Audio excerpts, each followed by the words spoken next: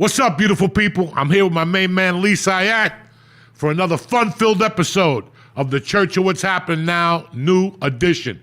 It's Tuesday, the 12th of August. Isn't that crazy? The month is flying. The kids, I think in Florida, they're already at school. Oh, yeah. That's it. Florida, Nashville, kids already at school, starting. It flew by this summer, dog. My cousins lived in Florida when I grew up, and I used to blow my mind that they were in school in August. That would suck. Sweating your ass off the last 2 weeks, making believe you want to be there. Then you got to go to school for Labor Day and then come back. Just start school after Labor Day. That destroys it. So I'm in school for 2 weeks, and I got my first vacation, and it's a Monday, and I got to come back on Tuesday, like half with a sunburn. Just let me go back. Sometimes now they'll have you go like the Wednesday, and then like you'll go for like 2 days, and then you have the long weekend for Labor Day. They fuck with you. That's like a job like I sort of regret not doing as a teacher. Like that, I know it's a pain in the ass, but the schedule is fucking awesome. No, it's not. You wouldn't like that? Be done by 3? No. Dude, there's so many You're comics not done by teachers. 3. They're done by 3. You got to stay and mark papers and grade this and do Fucking that. second grade, so there's no papers. Well, okay, but you still got to fucking work. You still got to deal with those fucking kids. Yeah, that part's tough. You still got snots, and kids are different. They're not respectful. And so what? You got 2 months off in the summer? How bad do you feel in September? I'd rather work the whole summer than have the summer off and then have to go back in September like, fuck. Now I got to go back to this job and do this shit all over again. Really? I would love 2 months off every year. You wouldn't like that? You don't like vacations. I don't like vacations. What am I going to do? Sit around? I never understood. It's why you work so hard, is to take a break. What break? There's no breaks. What do you mean, what break? What breaks? People who take breaks end up dead. There's no breaks. Everyone ends up dead, so take some breaks. But on your time, not on the world's time, there's no break. Lee, you know why I don't like breaks? Because everybody's always complaining. 7 out of people complain about money issues right now. Yeah. And 8 out of 10 people complain about their career. But you got the audacity to go on a vacation. I love stand-up comedy. The only thing I don't like about stand-up comedy that I never liked, that's why it's very weird that I did it, because I don't like telling you what I'm going to do in 2 weeks on a Saturday. Leave me the fuck alone. You know what I'm saying? Don't call me on a fucking, October 23rd, I'm getting married. That's your business. That's got nothing to do with me. It's my son's birthday. That's got nothing to do with me. Okay? It really doesn't. But every day you get a call on who's hurting financially, who's doing this. And then you have the people what about this? So your girlfriend, that goofy bitch, right? Because everybody's got a goofy fucking bitch girlfriend that has horrible ideas, but she sucks our dick and they talk us into it. So how about next April, we go to Caracas, Venezuela, and you just got your dick sucked. You're like, oh yeah, that would be great. Oh my God, I always wanted to go to fucking Caracas. Okay, and that's a great vacation. I'm not lying to you. You want to, this is what you work for. But what if 3 weeks before Caracas, your cat dies, your car blows up, and you lost your job? Are you still going to go on that vacation? White people do. Like, let's still go. What are we going to do here? So the whole 10 days, I'm thinking about where I'm going to work. I miss my cat, and what am I going to drive when I get back? That's not a fucking vacation. That's what I don't like. I don't know what's going to happen next March. How much do they want? $100. I'll lose $100 to fucking pander somebody. Like, yeah, maybe I'll go. But for me to give you $8,000, and I don't know what's going to happen next March. And all of a sudden, March comes along, my mother just died, my uncle's in the hospital, my girlfriend's got a foot that got cut off, and you want me to go on vacation. It's not going to work. It's not going to work. Life isn't that easy. And there's people who still take off in that situation. Well, yeah, and those you are have idiots. to worry about that. Like somebody called me last year and like, I'm going on vacation, but I'm concerned. My father's really sick. He's on his deathbed. That's when the vacation gets canceled. Because I would never want to be on a vacation and get the call that my dad died. That's fair. So 3 days later, I got to get back on a plane. Now I got to go back crying, on the fucking plane like a faggot. For what? For what? And that's what I don't like about vacations, that I don't know what's going to be happening at that time. Yeah, on paper, anything. You know us as comedians. Right. Plan something. Plan something. As a comic, plan something. Because the day you go, your girlfriend's like, let's do August 23rd. Okay, August 23rd. That's the day Tarantino calls you. Kimmel calls you. That Friday. That Friday before you leave is the day, name the biggest director today. He calls you and says, I have 4 days for you in the movie. They start Sunday. And now you got to look at your cunt family and go, oh, looks like you're going on your own. I didn't want to go to Disneyland anyway. I didn't want to go anywhere. I didn't want to go anywhere. That's in my mind all the time. That's the type of guy I am. I don't want to miss nothing. When we grew up in North Bergen, you didn't want to go home. You did not want to go home. Did you ever want to go home when you were in high school? Because you didn't want to wake up the next day and go, bro, after you left, a chick pulled up and sucked everybody's dick. And you're like, God damn it, I should have done that book report on trigonometry or whatever. So we were raised not to go home.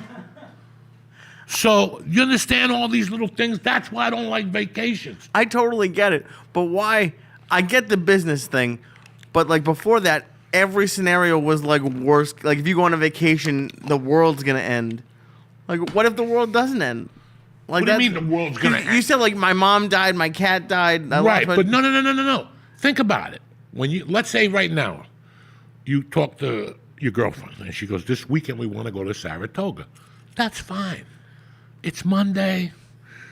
You know, I don't know what I'm going to feel like, but oh yes, you did on Monday. I'll tell you whatever the fuck you want to hear about Saturday. You know, but as Thursday comes along, you got an audition Monday. I got no time to hold hands and walk around the town. Oh my God, let's go look at the museum. I don't have time for that shit. I don't have time, and I've never had time for that. I've been one of those guys that we cry when we don't have what we want. But to get it, we're going to take a vacation now.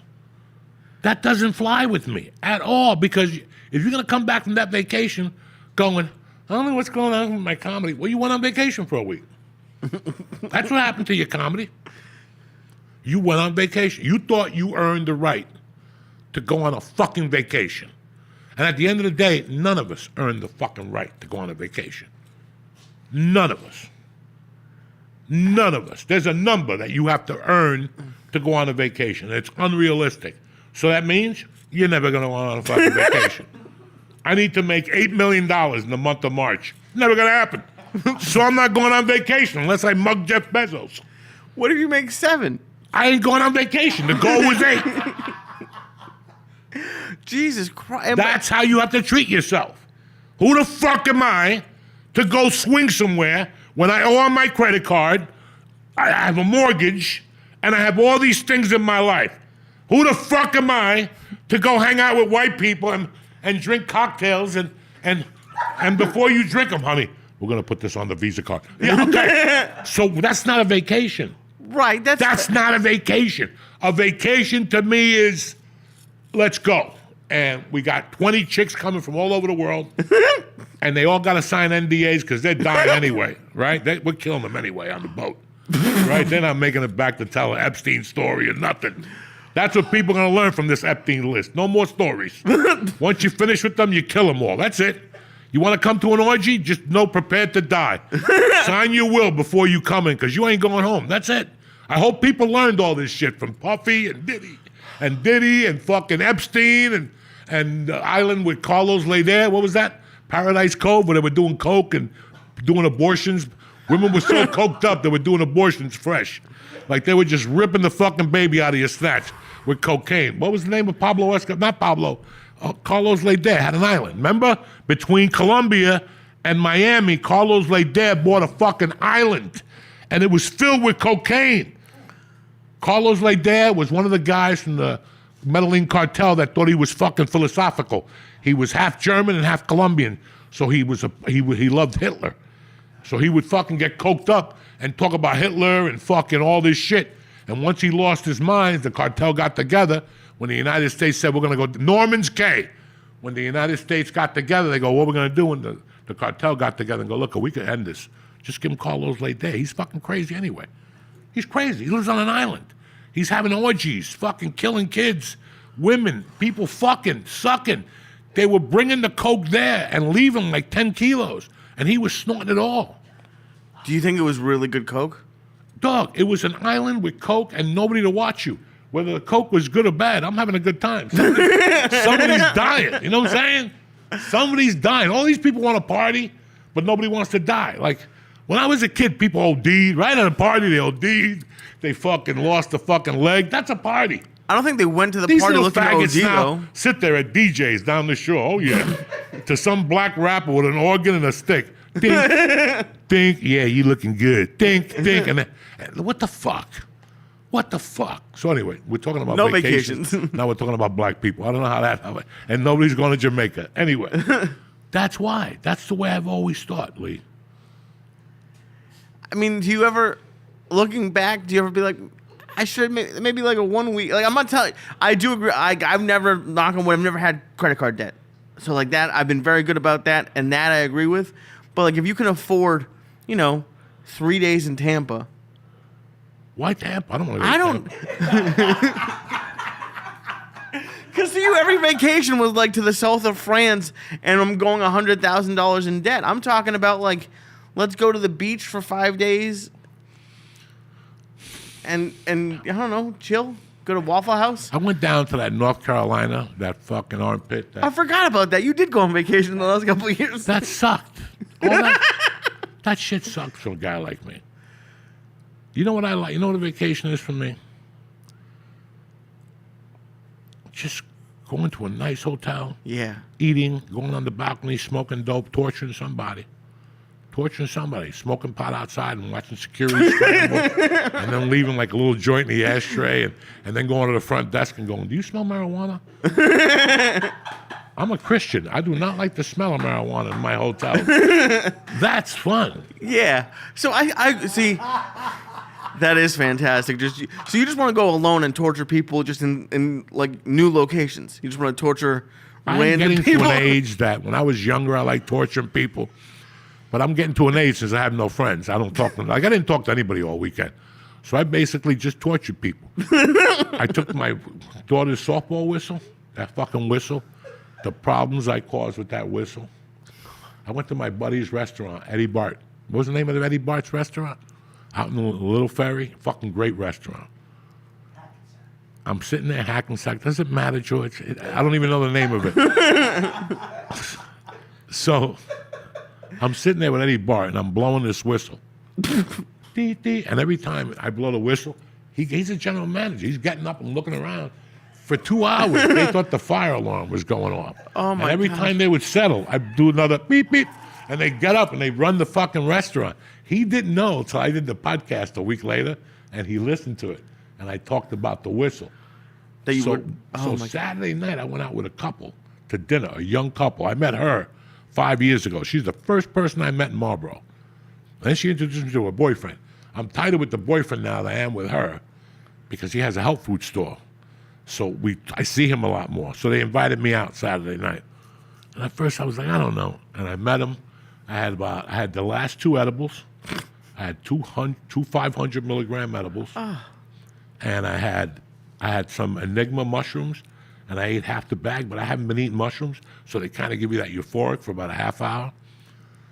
So I was eating in this restaurant. I ordered the Italian fried rice. They got Italian fried rice. And I'm eating the fried rice, and I'm fucking tripping. I'm getting high on the edibles, and the guy gave me a steak knife by mistake. So I'm just sitting there every 5 minutes. I would just pick up the steak knife and go, ha! And I just...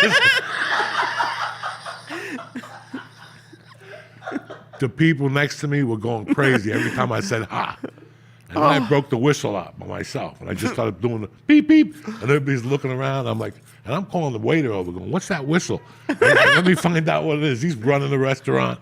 That's what I giggle upon. That's Oh my God. That's what I like doing. Dude, I forgot that Terry and Mercy were gone. You alone for a few days must be like, that must be the craziest thing that anyone's ever, like, you just left to your own devices. How long did it take you to break the whistle out? How many days were you alone until you Thursday night, I took the whistle out. And they left Thursday Listen, morning. hold on. Let's go to our break. Let's bring in our All right. guest, and we'll continue this conversation. I want to talk to you a little bit about Lucy Gum, all right? We'll be right back. We're back. Don't forget, try Lucy Gum. Our guest today is a friend of mine, My longest comedy friend that's still doing comedy, Mr. Josh Wolf. What's happening, brother? What's up, dude? 30 fucking years, I know. I know, man. We saw comedy go, change. People died. You know what, though? Like, people definitely died. Well, that lady up in Seattle that wouldn't book me. And then she's like your ex-manager. My old manager? The woman who, Laura. Laura, yeah, God rest her soul. Yeah, Laura. You talking about Laura? Yeah, Laura. Well, I forgot her last name. She didn't have Ron's last name. No, she didn't. She Crocker. wouldn't- Laura Crocker. Yeah, she wouldn't book me, but I would call every Wednesday and go, hey, can I do a guest set at your club? And she would fucking cringe. I guess you can. And then the club would say, why don't you ever work here? I don't know. Laura don't like me. She did like a one-nighter or something in the... She had a bunch of one-nighters. Her, Yeah, but Pat Wilson loved you. Pat Wilson, yeah, until she found out I was getting paid and not showing to her gigs. She had that Friday at the Army base. I just stopped showing up. Dude, I just stopped. She's that like, Friday at the Army base was brutal. Horrible. I just stopped going down there. I don't want to get paid $25 to get put on a firing line. Dude, it's the only place. It's the only place somebody threw a bottle at me from the crowd. It was a firing line. They were going to shoot you for 25. Fucking crazy. I stopped going. I kept getting the checks. She's like, "Did you go? How was the show?" It was great. I never went. I didn't go for like 3 or 4 weeks. It was just $25 a week. Place was one of the roughest shows. The fact that they knew that they might throw bottles, and nobody ever Interfered. Nah, not once. Then we had the comedy room with the parrot behind us. Dude, I've never seen. I was telling somebody this story the other day. I've never seen you angrier on stage than when that parrot started making noises. Oh my God, because you're trying to. I have enough time telling jokes and remembering my jokes, and I got a parrot behind me going, "Johnny, want a cracker?" Yo, and this was I'm assuming at this time too, you always had coke in you. You were not a calm dude. No. And when that parrot started you were like, I'm gonna kill this fucking parrot. You're like, how much? You don't have to pay me. No, I'm gonna kill this fucking parrot, dude. Listen to me. I was talking to you about this earlier, but we did comedy together when it was still just fun. Listen, comedy is very fun. I mean, the new generation, it's got to be a nightmare for them because they're coming up knowing that if you get enough views on YouTube, somebody will hire you. If you, light your dick on fire on Instagram and get 3 million people, 10% of that is 300,000, right? 3 million, 300,000, 30,000, something like that. It's still enough people to rock and roll with. And they're all confused. They don't know really where to go. And I tell Lee constantly, this is just about getting funny right now. This area, this year 1 to year 12, is basically you listening, ha, ha, ha. Yeah, oh, really? You got a Netflix special? How great is you? Listen, it's not anybody else's journey. It's your journey. I was watching that stupid movie the other day. Which one? And it made a lot of sense to me. Full Metal Jacket. Listen to what the Marines teach you. This is my rifle. There's many like it, but this one is mine. Okay? Listen to those words. But this one is mine. This is your journey. Whether you're fucking a ballet, stand-up, jiu-jitsu, karate, whatever you're doing, it's your journey. Once you start comparing it to Lee's or Josh's or Nick, that's where your journey ends. And that's what I have to remove from the younger generation of comedy. That everybody's moving at a different pace right now. And dog, when I got to LA, the first 6 months, those were the most hurtful feelings of my life. How come? Because you were going to this place to see a guy that was on TV. I was raised in comedy that if you were on TV on a sitcom, you were not just funny on stage. You were a dangerous fucking man, okay? I would go see all those guys that were on TV shows those days, and I would rip their hearts out the first 3 minutes. They couldn't even run with me. And that's what gave me confidence. I'm like, these guys aren't as funny as I fucking thought. And then there were guys that just picked up roles in movies that you were like, he's a lot better than me because he was in a movie. Then you went to see him and you're like, this guy blows.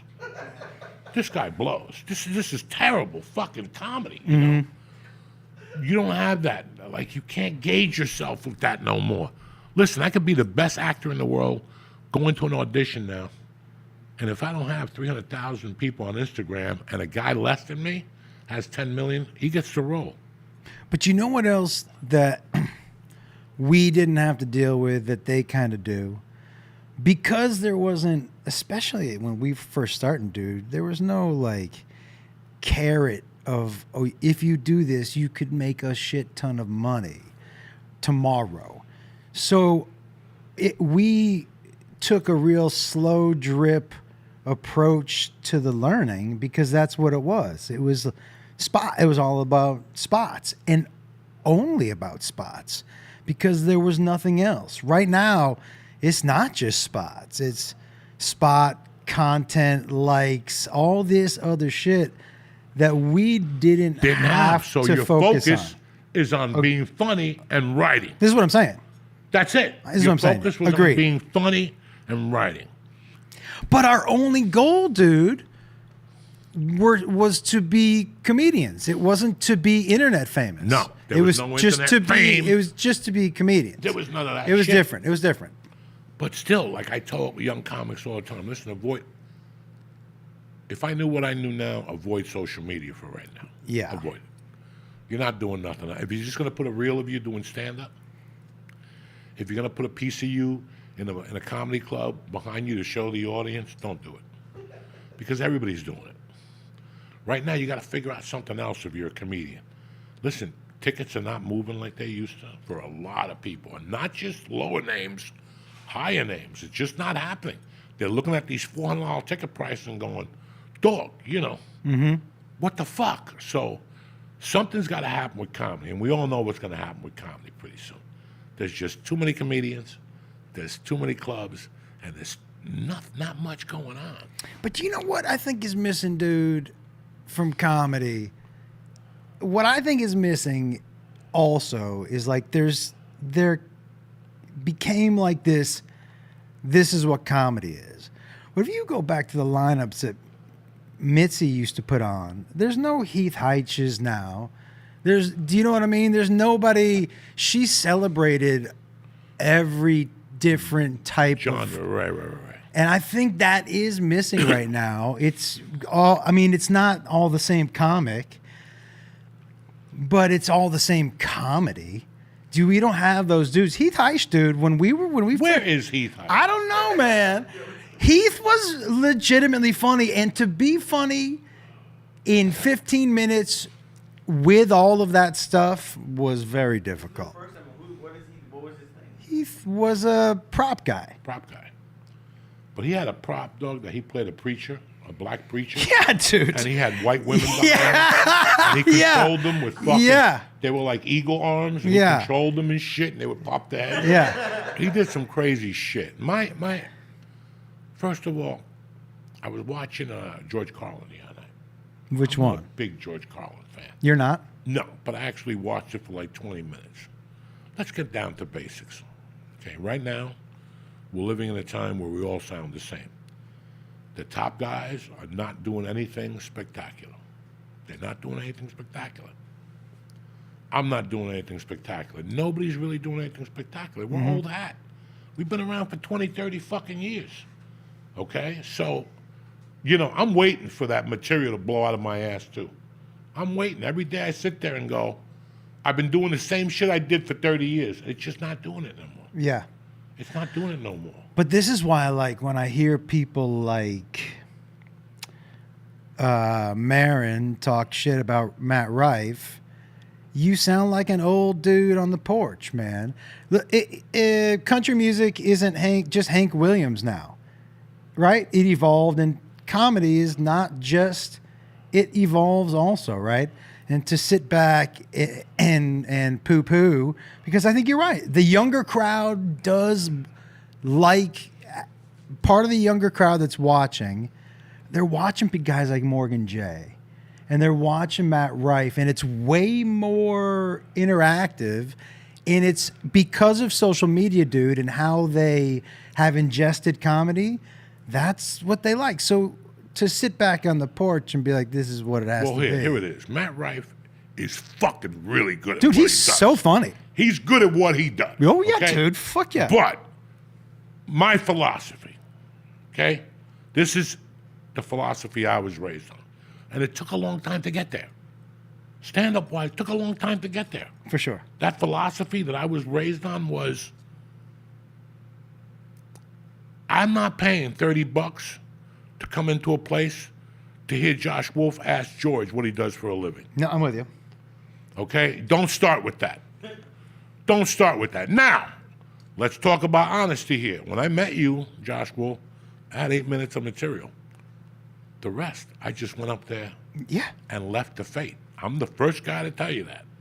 That worked for 4 fucking years. I was that good. For 4 years, I could do it. But, dude, also, to be fair, what was amazing about what you did was you weren't crowd working, you were writing material on stage. Okay? But I knew it, and I was banking too much on it. Yeah. And I knew it would get me to a certain level. My daughter's good at softball, but she's going into a realm now that athleticism ain't going to do it. Now is when you got to work hard. You got to work a little harder, and as you get older, that circle shrinks, okay?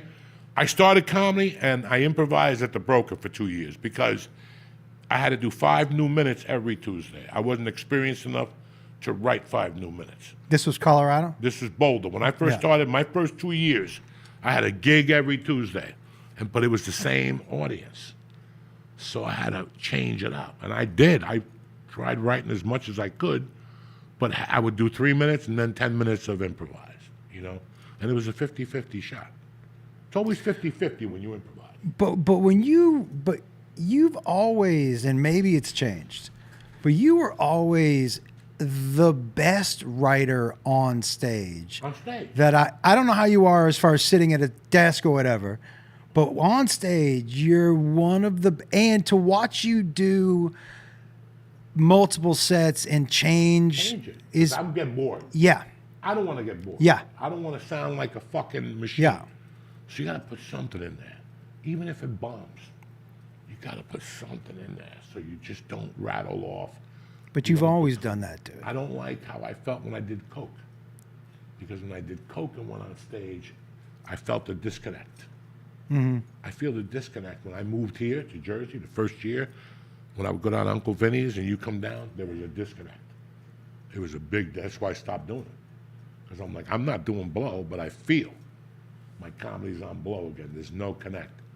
And this last time, I feel that sometimes in my set when I don't have enough material. But to get back to what we were talking about, my first 2 years in comedy were 50-50. Then I moved here in 93. And what happens here? Everybody does that. New York City is, hey, so what do you do for a living? And it's every fucking Guido doing that shit on stage. So I started doing it here. And then when I went to Colorado in 93, a good comic told me, he goes, once you start getting up in the levels and you start getting close to LA, that's not accepted no more. So go away from that. And dog, I went away from, once I got to the Comedy Store, I knew that wasn't going to work. I don't think I've ever done crowd work at the Comedy Store. I don't think was I taboo. I don't think I ever have. And you could feel, listen, I remember there was a comic that we were both friends with, moved from another state, was in LA for about a week and a half, and I did Brea, and I invited him down to do Brea. Yeah. And as soon as he got off stage in Brea, I go, this guy's not going to last here. And within 3 or 4 days, his uncle mysteriously had a heart attack, and he had to go back and give up the apartment, and he didn't last here. He's still back where he is. Great But person. I do think there is merit, like when I go on the road, if I'm doing 45 minutes or an hour, of not jumping straight into material, however you want to do it, to make sure it feels more like a conversation. I don't think there's any good for me to walk on stage and hop into material. And even if that means I bullshit about the city I'm in. Yeah, the first 8 Right. minutes just to warm We're them up. just kind of so And then hit 'em. we know we're part of a conversation. Yeah. I'm with you. But on that's that. it. Listen, you don't think about that when you're doing comedy 8 years. No. You don't. You're not even up to that level of thinking like that. I got to go out there and introduce myself. I know that you got 20 seconds. You got 20 seconds. They make up their mind in 20 seconds. Yeah, Whether they're even going to fucking like you. So in those 20 seconds, what do? I Lenny Clark it. I go up there and I just jump on them. Why fuck around? As soon as you hit gloves, instead of going back to your corner, just come out with the right. Why are we even going back to the corner? Why are we doing this shit? You got 20 seconds for them to like you. Go Google it, GPT chat it, whatever, all that shit. You got 18 seconds for them to go, I like this guy. Yeah. I like his eyes, I like his shoes. He's fat, he's too skinny. I don't like his fucking neck. I don't like his gold chain. You got 20 seconds. I'm not going to give you 20 seconds. Yeah. I'm going to get into you when you can't even make a decision. You're just laughing. Now you got no choice. I'm making you feel different. My finger is already in your pussy. There's no like, look at the finger, it's going in. No, no, it's in your asshole already. I'm already, and now you ever just get to a girl and start eating her pussy? There's no like, hold on, my dad might come home. None of that shit. They're in. If you ask them, can I eat your pussy? My dad might come home. My grandma's on the way from bingo. But once you dive into that monkey and pick up those legs, and you're like, and you're licking that fucking asshole, they're not gonna tell you, stop, my grandmother's coming home from church. You're in. You're in. So why are we going up there playing this dumb game? You got 20 seconds. You got 20 seconds for them to even consider you. I don't want them to make that decision. I don't want them to make, I'm going to make it for them. I will tell you something right now. First of all, nobody has ever attacked a crowd in the first 10 or 15 seconds. When you decide to do it, you don't always do it. There's some nights, but when you decide to go in on it, it's kind of crazy. But you have like, your secret sauce is that energy right there. And the laugh. The Yeah. smile is on my face. For sure. So they're not getting tortured. They know I'm fucking around. Because not what you say, it's how you say it. But that energy and how you can go in stories or just in your stand-up, it's honestly what I equate it to Kinnison's, how when he used to do that, like that voice, it's so 0 to 100. You have to. But you're taking for granted that that's kind of your superpower. Yeah, that's it. Yeah. So most use of it. us, but most of us don't have. We don't have that superpowers not to use. For you, for So sure, put them in dude. a fucking box and look at them. I'll take it out only on Friday No, night. dude. But this is what's amazing about your stand-up, is that it goes from 0 to 100, and you're back down to 0, but it's all fun. And Fuck you're watching you. them. You're watching your yeah. audience. You want to break them a little bit, and then you, like anything else in life, you got to give them a little breath. Do They you got to get remember- the first aid kit. You know what I'm saying? They got to get the first aid kit. But as they're putting the Band-Aid on, before that Band-Aid gets wrapped, I'm hitting them again. Then I'm going to wrap that Band-Aid. Why hit them? Why let them rest? I have to ask you a question I've never asked you before. And it just dawns on me because I just saw it the other day. What's that special where your hair is jet black? Socially unacceptable. What? I've known you forever. That could not have been your decision to do jet black. Ask them what happened. The first show, the camera wouldn't, my head was too shiny, or the hair, so they had to darken it up, dog. I was like, there's no way, before I just saw him a week ago, there's no way I've known you for, They had that to you do were it- like, I got to dye my hair They had before to this do it show. at the special. It wasn't dye. They put like powder, black powder. They had to put, yeah, Why did they do that? because I wasn't involved in that. That whole thing was from the start. That was the special where the couple was fighting in the front row. yes, that was a nightmare. What do you? That's worse than the parrot. Bro, No, the first parrot show- was the fucking. First show, I ate a bag of dicks. And the second show, I was like, I got to change this around. And I did your idea. I switched it to a story. I opened up with the story about Willie Vandy and the 18-inch dick. And then I got him. But the whole time, there was a girl came to see me, but her boyfriend didn't like me. So she said, I'm going to see Joey, and he goes, I'm coming with you. Out of jealousy, like the chick, she's probably just into stand-up comedy. The thing was an ugly little thing. And she brought her boyfriend, and the boyfriend kept making a little remark. And I remember sitting there at the 22-minute mark going, what would happen if I just kicked this guy in the head like a field pump? I'm like, what kind of special would this be? Would I get sued? Would the club get sued? This is all I'm thinking about. And then some kid tapped him on the shoulder, and the kid calmed down. But it was not good. It was not good. I was like, you know what? I'm going to end this right here and just field punt this guy's fucking head. Like, I was that pissed that I finally wait all my life. It's 1991. It's 2015 or 14. I waited fucking 15, 30 years to shoot a special. And I got to have a kid trying to be cute here in front of me, making noises. Nah. I don't want to be here. I'd rather watch Mission Impossible. And I'm like, do I just field punt this motherfucker's head away and end my career right now? Like, that was going to I had to kick somebody out. No, not kicking out. In Vancouver. Kick him through the head so his head flies off his fucking shoulders. And the guy in the back goes, score, 3 points. Punt the ball. This drunk, she was the drunkest in the front row for the taping of the special. And she was sitting right next to the stage mic. Joe, when I listened to the show up until before we kicked her out, it was a lot of these noises.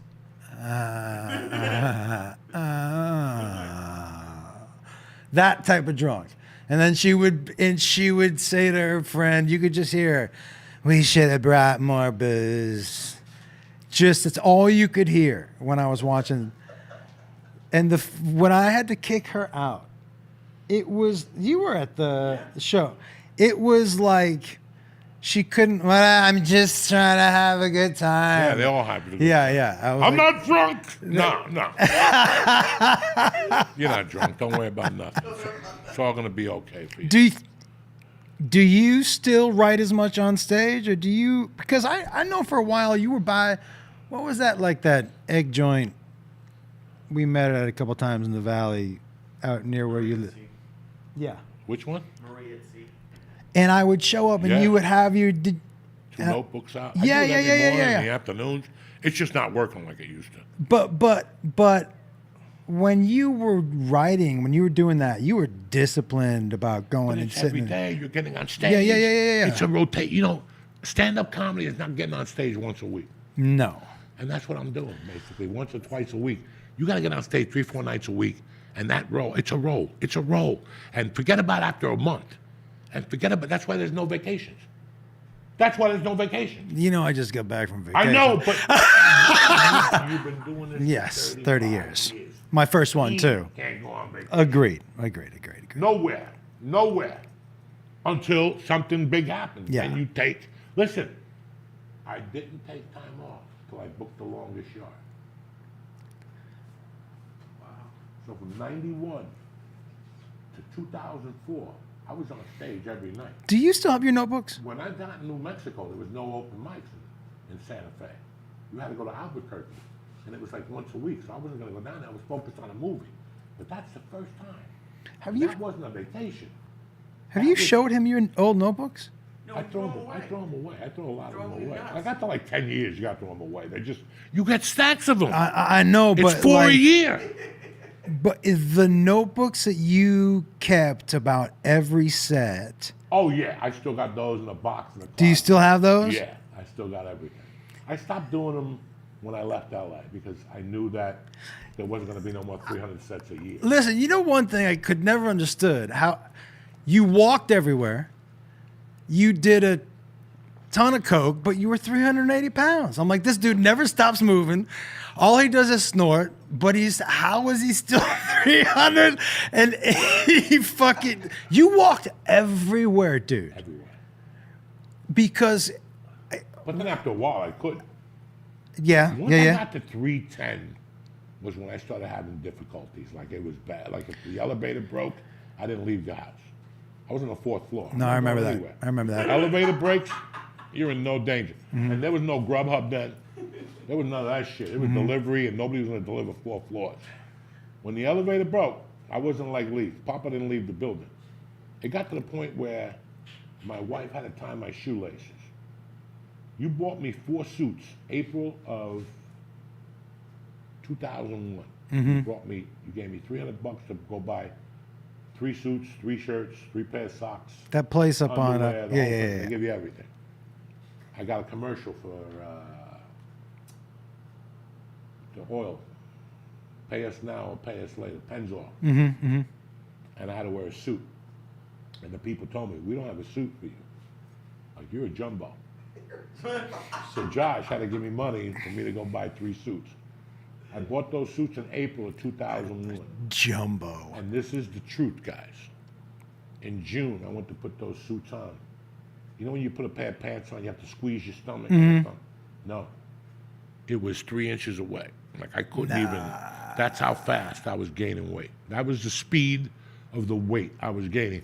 I just found, because every morning I wake up, people send me Joe Rogan shit. Yeah. And I found out, like, in those days, this was my first 5 hours on the planet were 10,000 calories. It was all destruction. Everything I did from the time I woke up to 1 o'clock could kill a person, because I would get up and drink coffee and smoke a pack of cigarettes. 3/4 of a pack of cigarettes with weed. But what people don't understand about your cigarettes, you went from never smoking a cigarette in your life to 2 packs a day the Like first day you that. picked him up. Like He was like, that. I'm a smoker now. And Like that. and It wasn't like lightly doing. No, you do dude. it in 2 puffs. the most aggressive cigarette smoker, like you hated him. That's how you smoke. Hated him. Fucking hated And just 3. It was. You're like 2 puffs and just that was it. It was insane Yeah. what my body had gone through. But we discussed it this morning. Like, I don't miss stand-up like I used to, because my friends aren't there, you know? Yep. I've made new friends here to do stand-up once or twice a week, and it's great. Do you miss things like, I don't miss to hang at night. I got to get home. I'm tired. yeah, But I tell you what I do miss. I miss afternoons. We used to have really good days. And you know what? I hate to say it. We had no money. no. We had enough money. I would always steal cigarettes from that gas station. I would stick my hand behind the counter when he was pumping gas. What was the place that no matter what, you were getting a lighter? 7-Eleven. Yeah. I robbed that 7-Eleven. I had 80 lighters. Yeah. I was pissed because they used to have football teams on the Bix.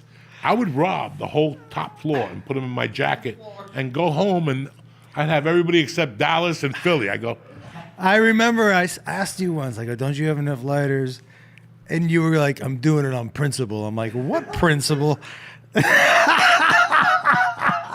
Well, I don't think you know. Yeah. you know, Josh, this is what pisses me off. I told my wife, I think you're going to think about it this way too.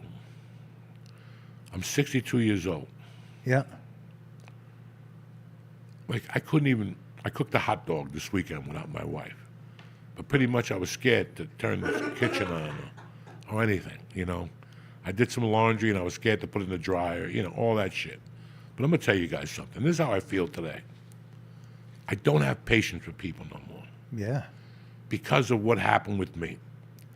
I have a friend, and, you know, she contacted me a year ago about something. People might think I don't talk to her because, I don't know. I don't talk to her because she's a loser. Because after what we went through and what we saw, especially a guy like me, because remember, when I was doing coke and working, the hardest I was working, I was not the healthiest guy. Mm-hmm. I had a girlfriend, I had cats, I had no bank account, or I was getting all my clothes from Big Daddy. Mm-hmm. If I got any money, it went to cocaine. I didn't even buy clothes. Underwear and socks. And then I said, fuck it. Why wear underwear? I save on underwear. The laundry space, that's an extra quarter, because my underwear like this big. You know what I'm saying? So why fuck? I put 3 pair of pants in a suitcase. Yeah. It's 80 pounds. You know, I'm not gonna lie to nobody. Yeah. You're 400 fucking pounds. But my point is, I started comedy in 91. And my cocaine addiction was what it was. And I just came to terms with it. I said, I'm going to keep doing comedy as hard as I can, but I'm sick and tired of quitting cocaine. I'm sick and tired of quitting for 3 days. Forget it. Why quit? Do what you do. Just keep it under a minimum. Just make sure you don't get into cocaine more than you do the comedy. That was my rule, okay? I can't believe that through all those addictions and all that waking up at 6 in the morning and getting up, going to bed at 5, getting up at 6 and looking at breakdowns and sending them in at 9, and you were there when I had 3 managers for a showcase and 6 agents. I would lie to all of them because I didn't give a fuck. And the fact that I stopped snorting at 44 and things didn't really change for me till I was about 48, 49. And I didn't give up, and I worked with that intensity, but people are gonna come to me now with a fucking story. I can't even talk to you. Never mind look at you. I cannot talk to you. I cannot talk to people no more. When somebody says they're gonna do something now, and they tap out after 2 months, I'm done with them as friends. Because I can't believe that I'm 62, and I had every reason to fucking quit. GED, felon, no family, and I stuck it out. Dude. And motherfuckers today are like, well, yeah, you know what? I ain't got time for this. Not to mention, just in forget your personal life, which had horrible things happening. Horrible.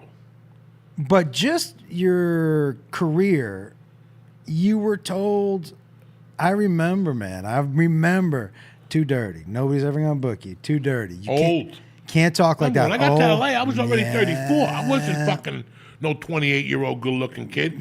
But also remember what you taught me. When we got to LA, we were talking one day, and you go, Joey, they don't want to listen to you until you start talking about your life. You have to draw a picture for them. And that's one thing I didn't do. I just thought it was about jokes. And even today, I'm struggling with that.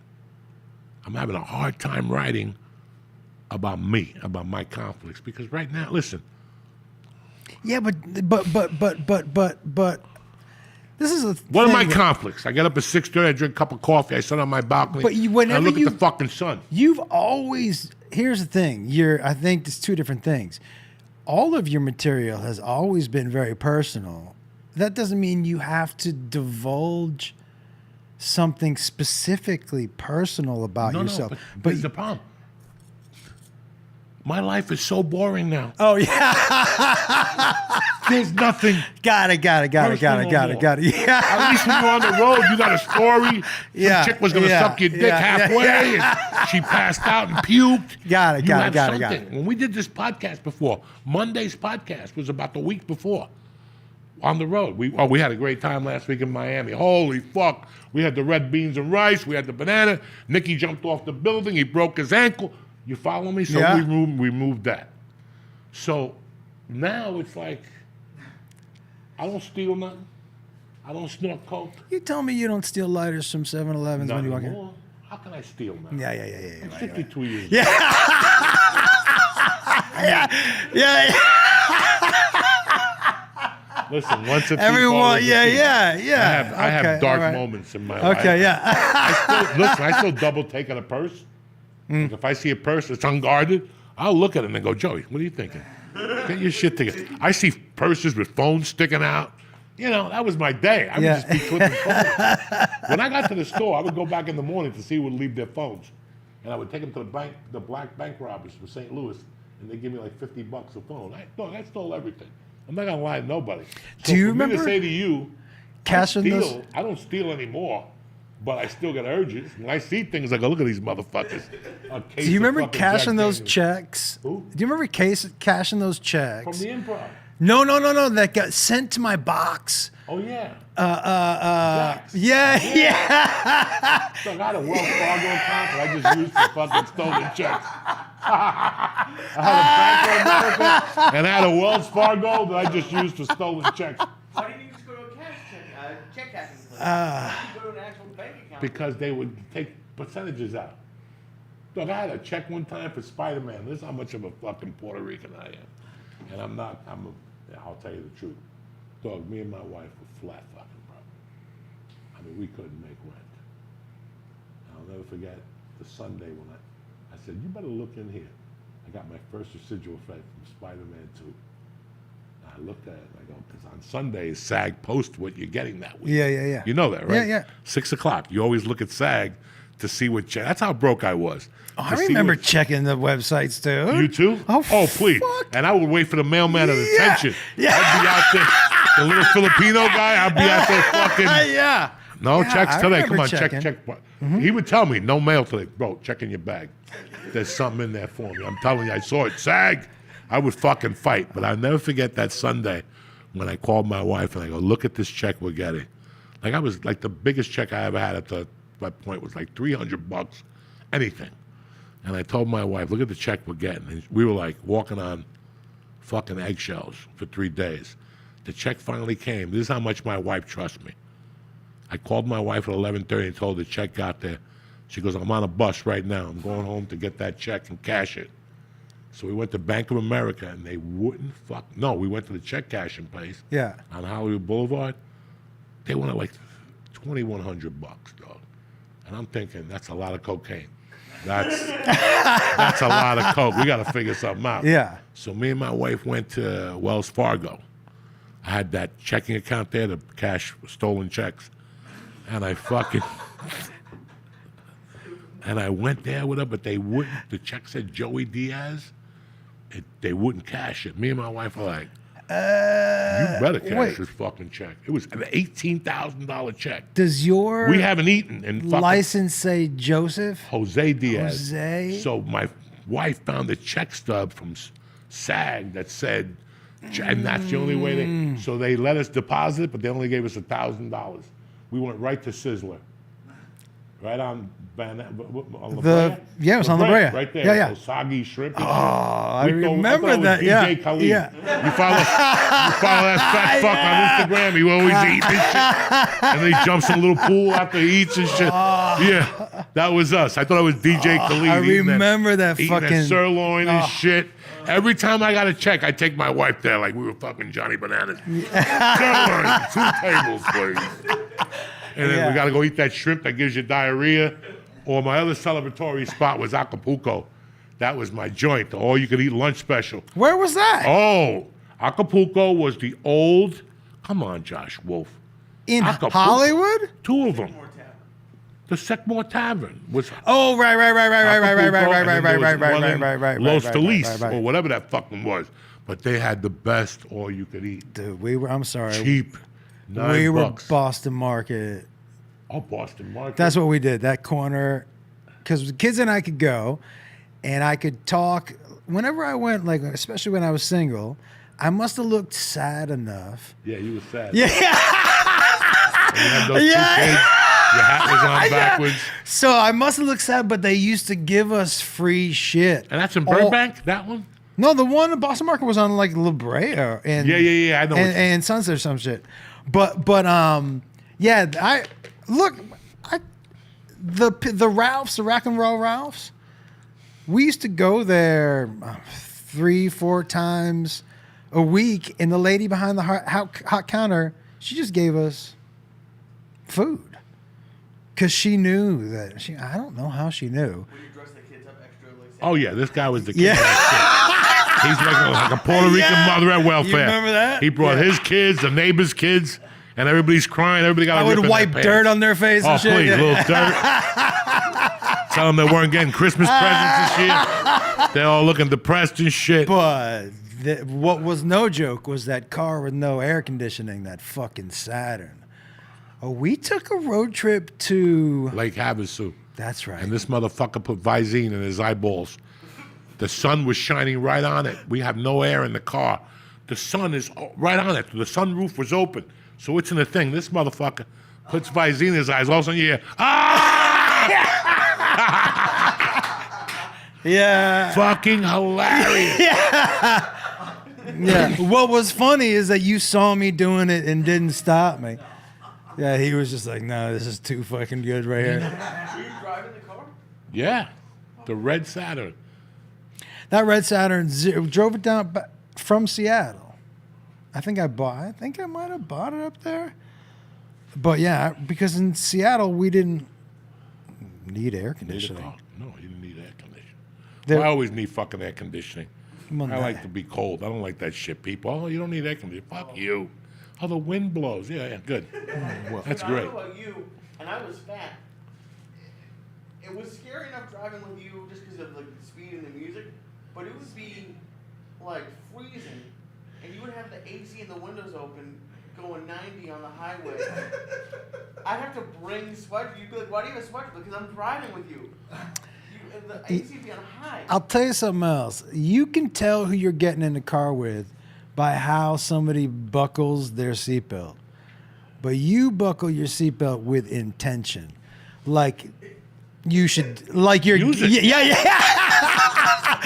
get you're like, behind hey, this. everybody else, get ready. This So is, I yeah. get into 3 accidents every day. Look at my Dude, car. The fucking- right side, I got scratches. I don't get, and the funny thing is, honest to God, I don't give a fuck. Because I know my wife will buy me another one. But the She best, buys them, I smash them. That's the motto of the Diaz house. You buy them, I smash them. what's the best car ride of all time is Brody in the back seat of his own car, Oh my God, God rest his soul. driving to Olympia. No, You- the other place. Was it not Olympia? City, something island, something. Oh, yeah. Where the bar where he got up and said there's no Jews on the wall. Yeah. I'm You not coming back to that. driving down the wrong way down one-way street. Telling me, motherfucker, I'm not going to make it there in an hour and a half. I was making it there in an hour and a half every day. And he's like, no, it takes 3 hours. Well, let me drive your car. Dog, I did 90 on the way down there. And we put him in the back in the trunk. Do you He's remember like, what he "Pull said to over." you when he got out of the What did he car? say? People don't live this way? He goes, we get into the parking lot, Gig Harbor. Gig Harbor, and he gets out of the car and he goes, this is not how I live my life. And then I didn't see him. It And was then we so moved to funny. LA. Then we moved to LA. Yeah. And one night I'm at coaching horses with Carol By the way, and another blonde stripper. Carol, one of my Oh, favorite. Okay. favorite. But can I tell you, She's still my favorite, dog. she said to me one night in Seattle, in the underground, because I know at what level you must have just tortured her. Tortured her. She said to me right in the underground one night, and she looks at me and she grabbed my hand, she squeezed it, and she goes, Talk up, goddammit. she goes, she squeezes my hand, and we're in the underground, and she goes, he's driving me crazy. And I was just like, no, yeah, he's in. Yeah. I was like, oh, he's fucking You you know, up. when she calls me now, we're always talking. She goes, you know, I really love you. What you put me through, dude, what we you- put each other through. Yeah. But I was thinking, today you mentioned the Hurricane Bar. The which one? The Hurricane Bar. And Yeah, you left. yeah. You left like September of 97, 96. Right before Jacob was born. I got down there January, February of 97. So you left, and I was pissed. I'm like, this motherfucker left me alone up here. And I was selling advertising for pizza companies for $15 an hour. They were paying me. It was a new company. They were going to advertise during football games and pop, so you could order delivery. Where were you living? I was living, I have no fucking idea, in a car or something. And Yeah, I was, yeah, and I was yeah. working at this place, and I got my first check for $600. And I was so fucking excited I could get to move to LA now. And again, I called Carol, and she's like, I'll pick you up. We're going to go cash that check. You owe me $184 from, it was always I owed her something. The cheapest human. So I get in the yeah. fucking car with her, and she gets the check, and she goes, I'm going to cash it. I'm only going to give you $100 back. I go, Carol, don't start your shit, okay? This bitch, I say something to her, she takes that check, rips it up, and throws it in my face. Oh, And I grab her by the fucking hair, right in the car. I'm like, Carol, are you fucking crazy? This is all the money I had. She, fuck you. Fuck you. Fuck you. I just grabbed her by the wig. I just grabbed her and pulled her hair real hard. You motherfucker! How dare you? And she's like, I'm calling the police. And she called the cops on the car wash. And I'm like, fucking bitch.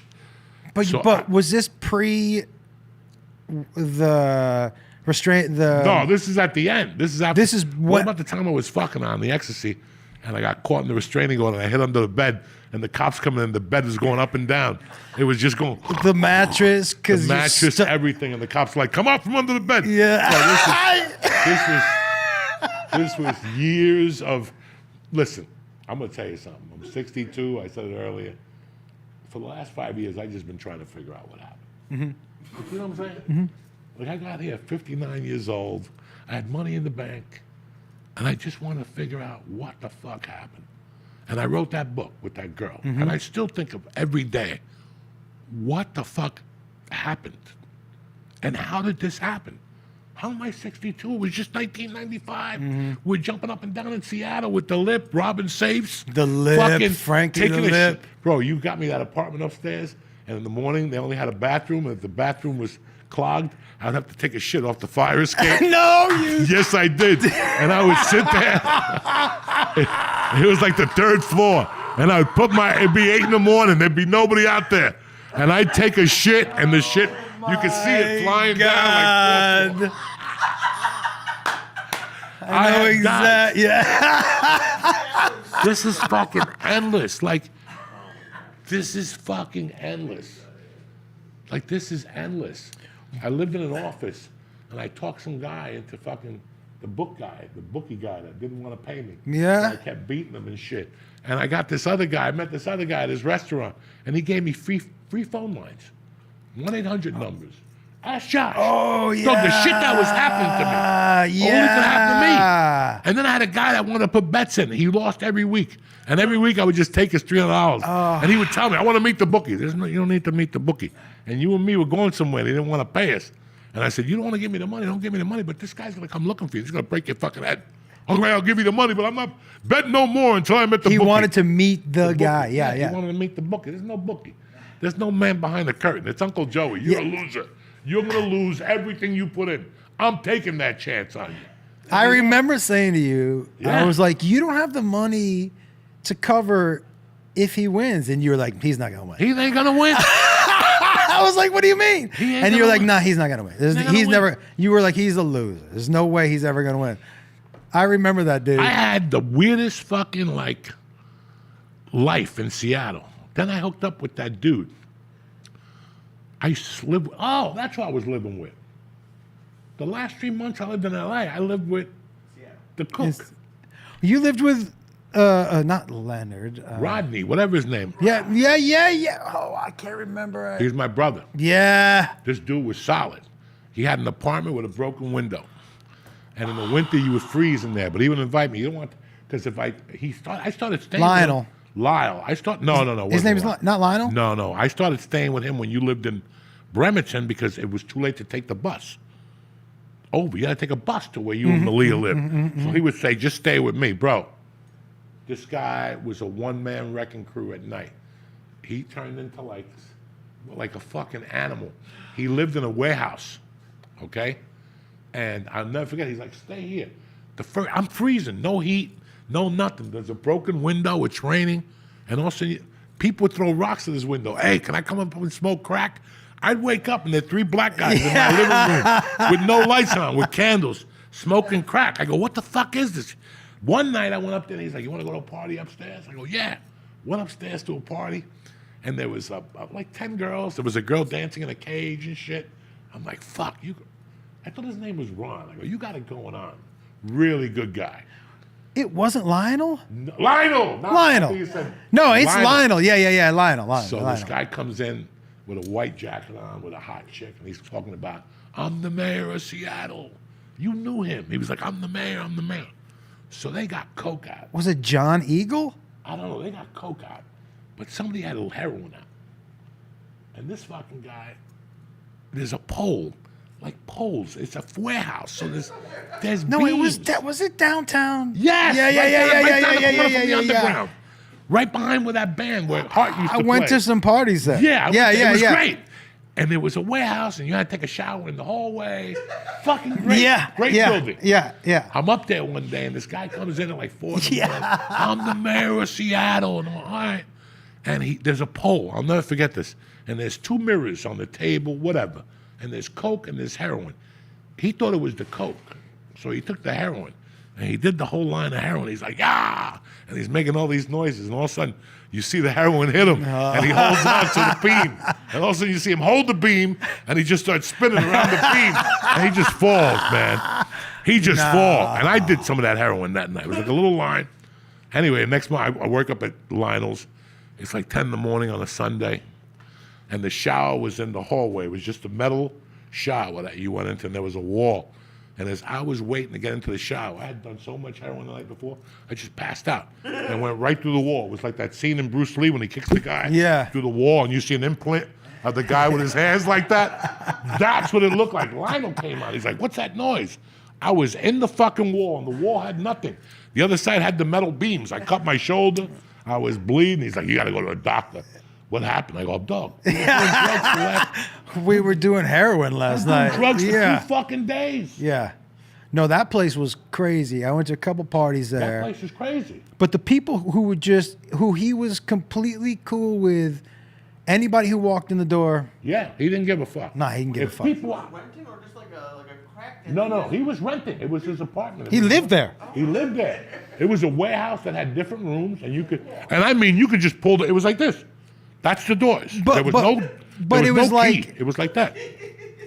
Dude, and I remember one of the parties I said because there was somebody shooting up in the back. Oh yeah. And I asked Lionel, I go, who are they? And he goes, I don't know. I don't know. Yeah. He was like, I don't know. Yeah. That was a bizarre time, man. When I look back at that, the beginning of LA, the end of Colorado, I'm like, what the fuck was that? Like that? I have to admit, like, I enjoyed the type of material that I was writing back then. When I look back at it, did I tell you that first CD that I recorded, I rewrote the entire CD, and I shot it when I was in Nashville. I took all the same premises, and I was like, let's just see what comes out now. Yeah. It's pretty interesting. And so I did that, but like, wait a second. Why was I talking about that? These mushrooms are starting to creep up on me a little bit. You what? What were we talking about? It was beginning of LA, end of Seattle. When I look back at my old material, there was a bite to it. When I look at my material now, that isn't there. No. My early material had a real bite to it. We were hungry. There was no food in the refrigerator. It was a real bite. There was no food in the refrigerator. No, you were working for Turkey Burgers, dude. There's no reason to stay home. Like, I still remember living in Boulder and going, I need the money, but I don't really need the TV. Yeah. I'm selling it. What do I need a TV for? I don't need a fucking TV. I'm trying to do stand-up comedy. I removed all that shit from my life. I was like, I don't want to watch TV no more. That's it. It's over. I'm just doing stand-up. And that's how I live. That was, bro, for somebody such a junkie, I had such a great discipline. I always looked at things as the discipline to it. And I forced myself to it.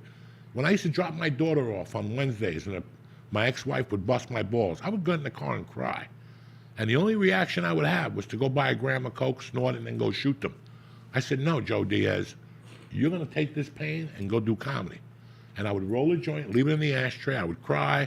I would sit there. I'm going to stab these motherfuckers one day. I would smoke that joint and force myself to do comedy. That's a discipline. I wasn't going to let depression or none of that. This is comedy, guys. This is a business. And that's what I don't think people today understand. And they're not allowed to understand it because now, as an open micer, you're not just a comic. Dude, you're people are posting material 2 years into stand-up. 2 years, 2 months. And they're just posting. It's too early. It's too early. You're not. But this is the thing, dude. There's they're nothing not there. You and I wanted to be great comics. That's the thing. It's just evolved. They want to be comics, kind of, but more importantly, they want to be famous on social media. And so, like, that wasn't even something that. But you were also, dude. not even, you were more about doing the stand-up than getting a TV show. You wanted to do stand-up comedy, which was different because when we were coming up, I guess our version of the internet was a sitcom. Everybody was trying to, I fell into that. Tom Rhodes, Margaret Cho, the Spanish Kid, But that's how you sold tickets, dude. That's how you sold tickets. Well, listen, I always knew to specify goals. I never wanted a TV show, and I never put late night TV comedy sets on my goal list. Dude, listen. Because I wasn't going to go through that. I wasn't going to let you tell me what I could say. Also. So I never thought of Letterman. That wasn't even in my mind. Like, why think about something that you're not going to want to do? And I knew that 4 years in. The one time you did late night TV on my show, they had to cut 3/4 of what you said. So all you saw was me introduce him and then say, and let's thank my guests, and then he popped up again. That was, but I'm it was amazing. But the things I decided early on. Yeah. Like the things I decided early on was, I'm not even going to worry about that. I know. Why worry about that? It's not in my future. And I knew, I'm not an idiot. I knew that anything big in Hollywood, so many stars have to align. People think, I hit 40 home runs in minor leagues, and I'm going to be in the major leagues. So many things. What's he hit every year, Judge? 60 home runs? 350? Can't win a fucking World Series. What good is it? But that's not my point. My point is that I didn't want a TV show. I didn't want the Joey Diaz show. Mm-hmm. That was not going to happen. That's too many things, too much to worry about, and I got a job to do to be funny. So while I'm thinking about the Joey Diaz show, I'm not being funny. I'm thinking about characters and who my mother's going to be and who my uncle. I don't want that. I made up my mind in 2000 that I wasn't going to go to Montreal. CA wasn't going to sign me. So I had to do what I did best. I wasn't good looking. I wasn't young. I had nothing going for me. I had stage presence and I had the Comedy Store. That's it. In 1999, I had two things: stage presence and the Comedy Store. Material was 1 star, delivery was 2 stars, and I know this. And that's why when my apartment got towed, what did I do? I disappeared. Mm-hmm. I was already a regular at all 3 clubs. Mm-hmm. And I said, this is not, my development is so bad. I made this call when what's her name's car got towed. Yeah, man. Nobody came up to me and said, Joey, I think no, I made the call. I go, you know what? It's time for me to go on the road. And I'm talking about, and remember, I would go for 9 months. Mm-hmm. 9 months. No come home, buy clothes on the road, send home a box of Gavin's. That was my life. I didn't care about anything else. There was nothing else. The bus ride to the gig, Yoder, I had everybody in my pocket. Yoder, the fucking creative who I just talked to last week. What's his name? Called me for something. The Garcia? guy that owns Charlotte. The guy who did what? The guy that owns Charlotte. Oh, great guy. The Comedy Zone down there? Yeah. Yeah. He owned all the, I was in with them, and I just said, I'm just going to fucking, whatever they give me. There was no ego. I'm at the Comedy Store, but I'll tell you what, you got an MC spot for me? Give it to me. You got a feature spot for me? Give it to me. You want to co-headline me? Give it to me. I took anything I could because I knew it was all going to this. There was no ego. What am I going to sit there and go, I'm really a feature act? No, if they want to MC me, let them MC me. But do they you don't know think, I'm dude? Paul Mooney at the Comedy Store every night. They don't know that. But do you think that you almost had to, with who you are, you've never changed who you are. No. But in order for more people to accept you, this character of, not character, but just the term Uncle Joey changed so much, dude, because, I forget I was telling these guys earlier. I remember watching you as a young dude on the stage at the Underground, and you've always been so charming on stage, but the way you moved and how young you were, and you were angry, you made some people uncomfortable. Oh yeah, I was really angry. I had nothing to be happy about. But this is what I'm I saying. had no money, no daughter, no family, divorce, no nothing. But then this as you age, as you get older, it fits It fits who you are. so much better, and like it was not as threatening. Young Joe Diaz on stage, the way you, yeah. But dude, the way you paced, and you were I tell people, man, I remember late night. There was a basketball court in Bellevue when you used to live in the backyard, and we'd go out when we walked Bud, and we'd shoot hoops every now and then. But I remember the first time I shot hoops with you, I was like, oh, this is an athletic motherfucker. Yeah. And so the way you were, what, 220 or 230? 230 up there. The way you used to pace that I stage just early. saw this today. I just saw this today. That's crazy you said that. Yeah, Because dude. this is one of Carol's pictures. She just sent me this about 3 weeks ago. Because she's moving, and she found boxes. She said, "What the fuck is it?" I saw this picture. Was it Me holding a dog. Nah. Holy shit! You and her in the 3-piece suit on the stage at the Comedy Underground. Yo, he had his 3-piece suit on. Yeah, dude. That was like when they would give us a Wednesday or a Tuesday night at the club, that was a huge night. But he was headlining, so he went 3-piece suit. Hell yeah. McSorley, we would go to that place afterward, and that's what I tell people. The camaraderie was different. It was $10 to get in the underground. If 50 people went, what was that? $500. $500. They took a percentage out, and then we take the rest and chop it up.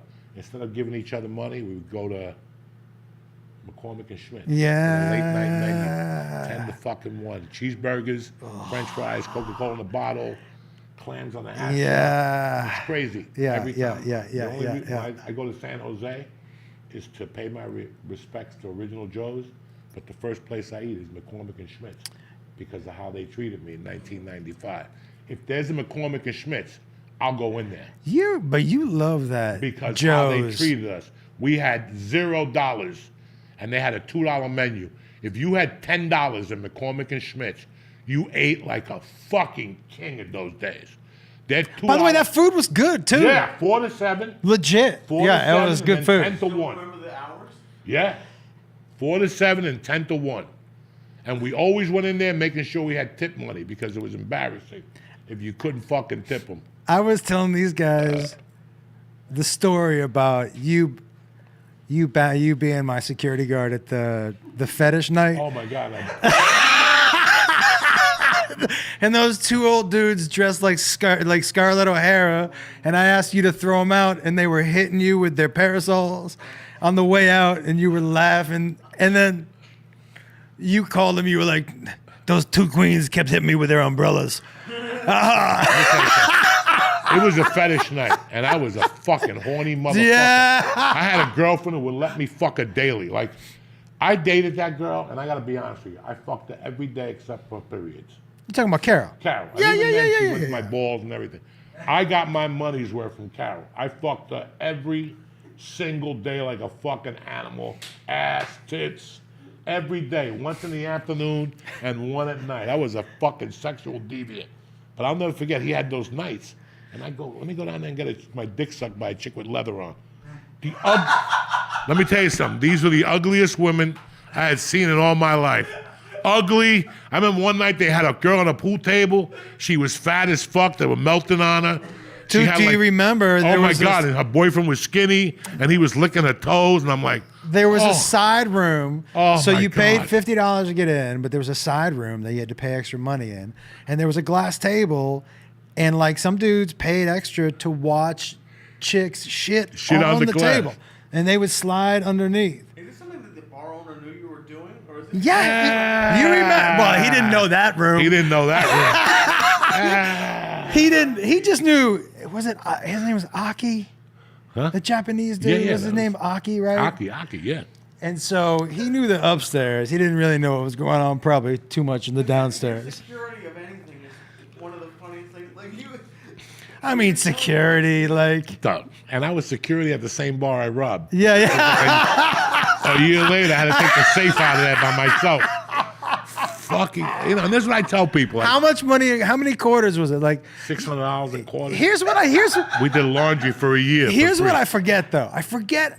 How heavy that fucking thing was. But did I have the combination? How did you you get? You had it, and then I forgot it. Yeah. How did you? Like you and the lip had to open it, right? I opened it. You know me, dog. If there's a will, there's a way. I was there at 4 a.m. Kink, with a pencil and a fucking hammer. I'll do anything. That was. And then we threw the safe in the lake. Nobody could carry it and shit. Dog, do you understand the open mic life I had? I really had a good open mic life. But those Mondays and Tuesdays at the Underground were legendary. Brilliant.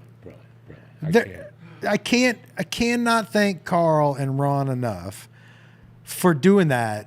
It's impossible to explain how much growth happened on those Mondays.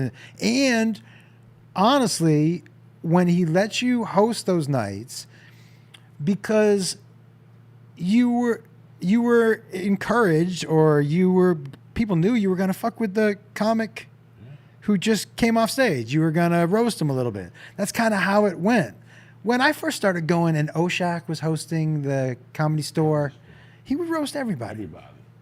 What a great kid. Oh, Oshak? What a great kid. But that time of playful kind of fuck around with each other. So I did. When I hosted, I always tortured people. When we left the stage, let's keep it going for the hat. Whatever. Let's keep it going for the feather. A joke that bombed, you go up there and repeat it. An impersonation he did.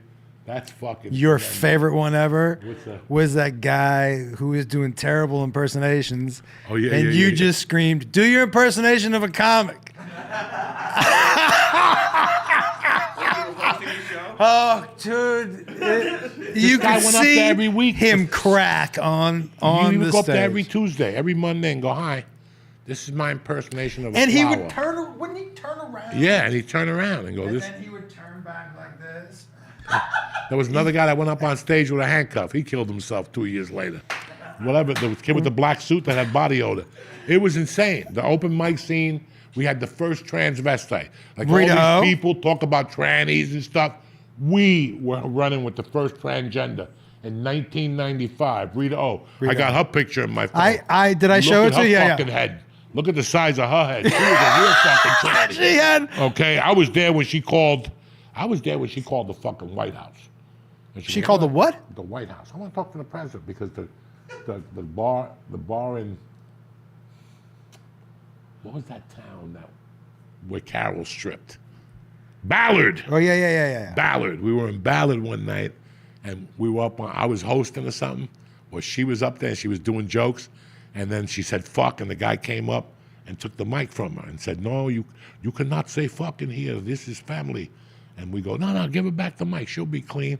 And she went right back to fuck and suck. So he goes, "Everybody out, get out." So she had like a bag of Coke and a bunch of pills. We went over to her house and we're snorting Coke and shit. And she's like, "I don't understand why they don't let me say fuck." And I'm like, "I don't know, Rita. Cut another line." And she's like, "I don't get it." And I'm like, "Listen, if you got a problem, call the president." And she goes, "I guess I will." And she picked up the phone and started calling, "Can I get the White House, please?" And I'm like, "Rita." And she's like, "I want to talk to the president. They won't let me do dirty jokes." Hello? And they hung up on her. And she called back. And when she called back, I'm like, "I'm going to start taking this Coke and some of these pills." Someone's coming. Because they're coming. They'll come within a minute. They'll come. Someone's coming. And sure enough, as I jumped in the car, the cops are coming down the block. I can't believe you're leaving me. Yeah, because the cops are on their way, and you got $10,000 worth of pills here. Okay. You, in the many years that we've known each other, you haven't gotten me quite as good. But when Rita O died, and I asked you, how did she die? You had me believing that because her head was so big. Yeah, she fell off a speaker. That's Is what that- really happened. Because her head. Her head was so big because she was a small Japanese. Yeah. She was a small Japanese man, and then she became a woman and put a wig on. So the head stayed big, but her body lost all the weight. So she had this head that she would fall once a month and have to go to the hospital and an ankle and all that shit. She really fell off the speaker? And she was dancing at that bar, the gay bar Yeah. in Capitol Hill. Yeah. and she fell off the speaker, and she banged her head. She went to a coma, and she died. Yeah, Bro, but she came to LA one time, and she started getting snippy with me. I owed her $500, and I wasn't gonna pay her, right? And I owed her $500 from Headshots or something, and she's like, "I want my money," and she started yelling at me in my house because she was at Carol, and I was making tomato soup. You ever hear about that story? You did tell me this And I story. threw the tomato soup on both of them. I just said, "Shut the fuck up." There was tomato soup everywhere. The walls, the table, the fucking carpet. You did owe her the money? Huh? And you did owe her the money? Did what? You owed her the money? I owed her $500.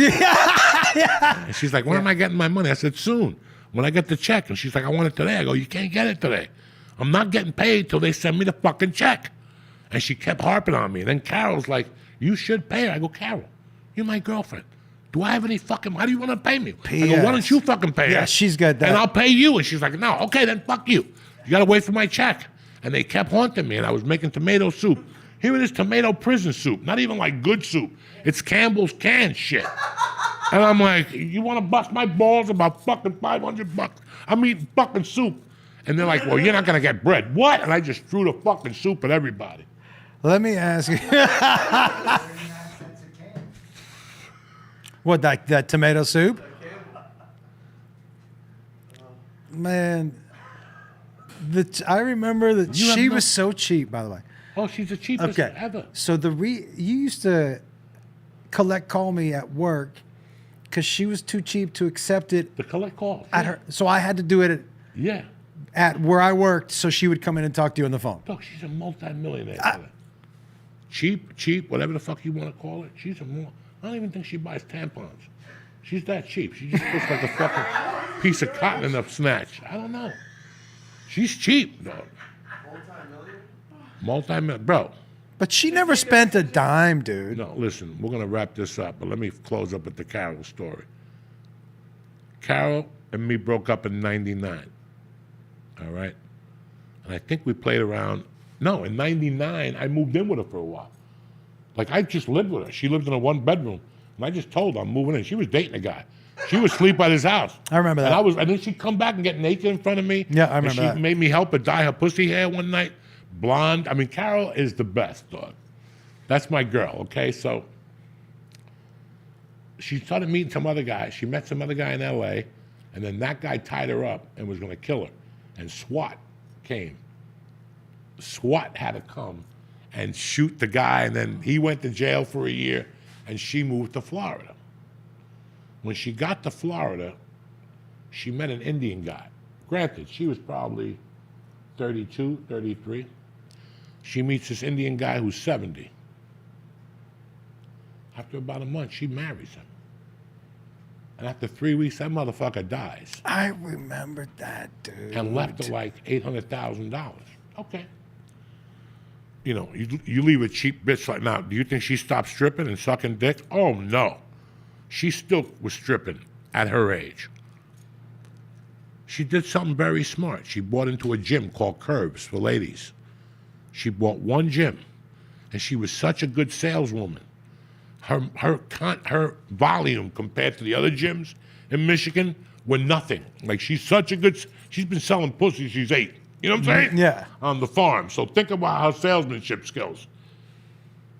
She bought one more, and then she bought one more, and then the guy that was the leader of that said, "Buy all of them," and she bought all of them. Nah. And then she sold them, and she got like $4 million back, or $5 million. And she took that money and moved to Florida and started buying Airbnbs and selling them. So she's got like 18 Airbnbs. No, she does not. And then she married a dude. She had 2 kids with a dude, and they were doing coke, and he ran over a cop. So he had to leave the country. He's in Greece. He can't come back. So he raises the kids long distance with her. That is From Greece. so fucking Through bananas. messages, through the mother. Yeah, maybe I did. Maybe I saw him when I was over there. Dog, when I met him, when she introduced him to me, she made him buy me an 8-ball at El Compadre. That's how much I love Carol. She's like, "Buy him an 8-ball." And the guy's like, "Why?" "Buy him a fucking 8-ball." He bought me an 8-ball. That's Carol. That's why you gotta love Carol. Fuck, the El Compadre was A crazy place. Oh my God, dude. She still has the best line in the world. She came home one day and she goes, "You're not going to believe what happened to me at work today." I go, "What?" She goes, "A truck driver wanted to lick my asshole for $60. I go, "Did you do it?" She goes, "No, I didn't want coffee breath in my ass." She was dead serious. She was dead serious. I just looked at her like, I would have let him lick my ass for $60. 60. I would have gave him more than coffee breath. You know what I'm saying? So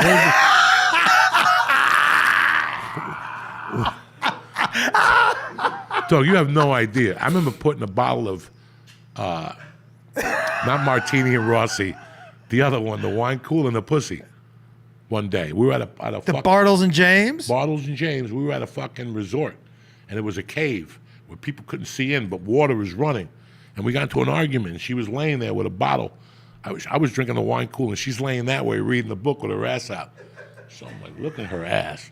I took the corn. There was no wine cooler left, and I started rubbing her ass with the bottle tip. And then I fucking was robbing her monkey with the bottle tip. And then I just slid over the panties and started working with the bottle. Like a fucking animal that I am. My dick started getting hard, and I'm working with that bottle, and I'm pumping my hips, and I'm like, I'm gonna kill this bitch with this bottle. And she's like, and she's yelling, and I'm fingering with the bottle, and I'm getting all excited, and all of a sudden I hear, and a bunch of blood shoots in the fucking bottle because the suction from the bottle pulled her old period out. It was like brown blood, and I just dropped the bottle. And Did you faint? Fainted like a motherfucker. She's trying to wake me up. People had to come over. And what happened? Nah, he fainted. The fucking bottle had blood on it. I thought I broke her pussy with the bottle. I thought it broke and it cut her pussy. But it was brown blood. It was that But also, nasty period blood. do you still faint with blood? I did for the ear surgery. Yeah. Like when the lady took the, but I only fainted because the fat chubby chick had sauerkraut breath and she was breathing on me and I could smell it. And I'm like, I'm getting anxiety. This chubby chick is breathing sauerkraut breath. I'm like, fuck. When's the special come out, dog? What's today? When does this come out? Tomorrow. Oh, it's out today. All right. So It drops today. So tomorrow you can wake up in the morning and watch Josh Wolf's new special on YouTube. Where you at this week? San Antonio. I'm in San Antonio this week with Jacob. ComedianJoshWolf.com for all the roast stuff. And where are you this weekend? On Friday, I'm in Oxford, Mississippi, and Saturday, I'm in Memphis. You're definitely getting mugged this weekend. You ain't coming back. There ain't no Jews in Memphis, and there ain't no Jews in Mississippi. When are you touring next?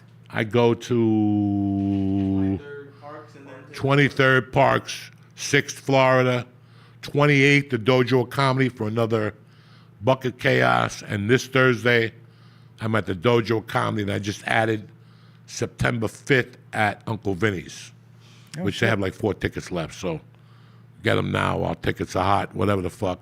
I'm just trying to get loose for September 6th, and then Why? What's September 6th? that's the gig. in Oh, that's the gig. Philadelphia. Yeah, okay, yeah. So I got Philly the week before, and then Do you know what it feels like? What the 45 minutes feels like right now? I don't even know. Way better. Yeah, but I don't even know what the 45 minutes is anymore. Like that was then, this is now. I'm starting with a whole new set for this. For Florida? Yeah. Yeah, I'm going to try it. Why not? Do some Spanish shit, pull up a story or two. I got to get vulnerable again, so I got to figure this shit out. So, but good luck on the special. Thank you, dude. It's Good luck always in good to Memphis, see you. cocksucker, and Mississippi. You're going to need it. Wait till you go to Memphis and you see black people with red eyeballs and shit. Because they don't play in Memphis. They're those angry brothers. You know what I'm saying? They're angry. Do not got bring those- the yarmulke down there. Do not bring a yarmulke down there. No. Because you will not make it back. I love you, motherfuckers. Have a great week. And don't forget, football season is around the corner. We got good news coming for you. Stay black. Have a great week. And we'll see you next week. Tip, Top Magoo. Love you.